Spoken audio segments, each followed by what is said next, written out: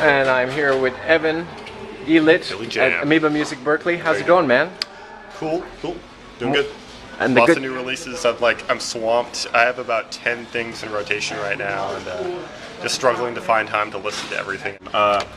New Talib Kweli album, Prisoner of Conscious. A lot of people have been asking for this. This has been coming for quite a few years. It's been asked for quite a bit, and I kept having to tell people that it's been delayed, but no, it's out now.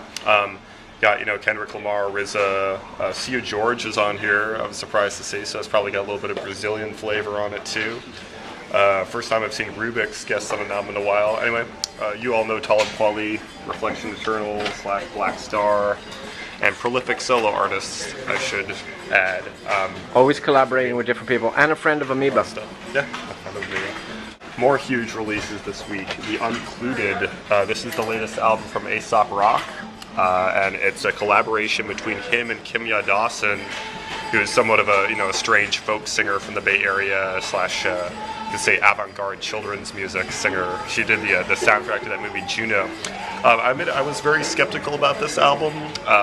Actually, when I first burned a promo of it for myself and tried to listen to it, I couldn't even get through 3 songs on it because Kimya turned me off a little bit. But then I listened to this, and I really have come around to it. It's a really interesting.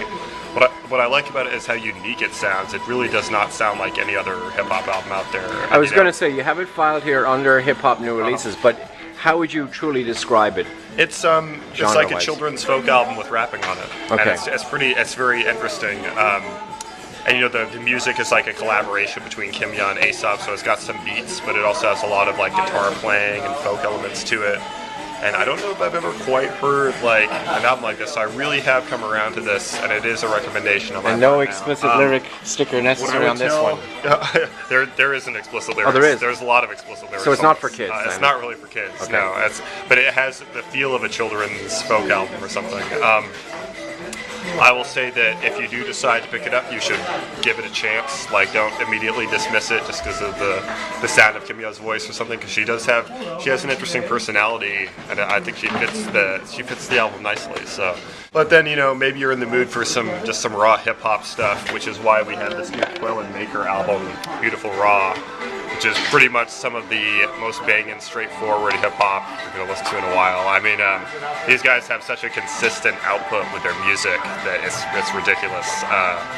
Maker is just such a high-end producer. His stuff sounds so raw and funky the entire time. And Quell is just a crazy lyricist, very dexterous with his flow and voice. He's got features from The Grouch from the Bay Area on here, Quasar from Typical Cats, who Quell is also part of. Strong recommendation there. Very cool piece of music. Here's another big recommendation on my part, and I'm actually kind of surprised that I'm recommending this. So I don't think this is Sunspot Jones's new album with Boak, and it's called Skywalkers. This is actually, now, with all due respect to Living Legends fans, this is the first Sunspot Jones album that I have fully loved from front to back, listened to and just been blown away by. His solo albums don't usually move me that much. I'm usually just left sort of cold to them. But this thing is so creative, outlandishly fun and creative, that it's almost unbelievable. Boak, who's from San Francisco, did all of the production on it, and it's just very creative production, and the directions that they take with their songs are so fun and just straight up creative. There's some of these tracks are just sung pop numbers, where there's all these dance songs, and then strange sort of soul numbers on there, and spoken word pieces about being thugged out of the DMV. I mean, it goes in all kinds of weird directions. There's an album that I could compare it to.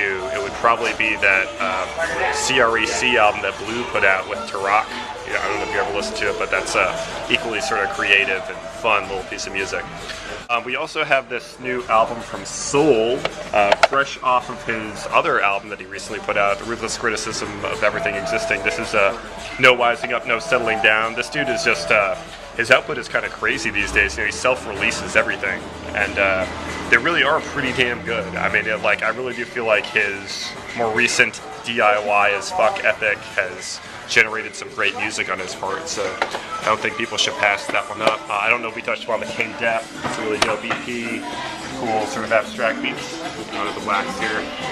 Talib A lot of quality new, on a lot of new, vinyl. and came out simultaneously. Mhm. Double Came out vinyl. simultaneously, double LP. Very nice cover art, by the way. It looks nice on a big record. We have the Uncluded as a giant picture disc here, which is cool. It's actually a double picture disc, which comes with the booklet and everything. This is an interesting one. This is also Rhymesayer's picture disc from Mr. Dibbs. It's a new album that only came out on vinyl. And this wasn't a record store. No, store it's not a release? record store Okay, thing. cool. It just came out. Nice. 1,000 copies pressed. I believe Nice. this was put out digitally a few years back. But you know, Mr. Dibbs is a very well-respected DJ in the scene. He's got his own interesting style. And last but not least, I really have to recommend. This is one of those weird ones that we got outside of a distributor. This is 6O's most recent album. It's a great producer from Texas, and it's got features from a bunch of awesome artists like Sheshki Ramos, AWOL1, Micah 9 is on here, Mocha Only, Riggs Stereo, Henri Osborne. So it's got like a huge lineup of underground talent. It's only $14.98, and it's a colored vinyl. Fake 4 released this as a CD, but the LP was put out by Wax Tooth Records out of Texas. And we're happy to stock it. So. Okay, thank you so much, Elid at Amoeba Berkeley.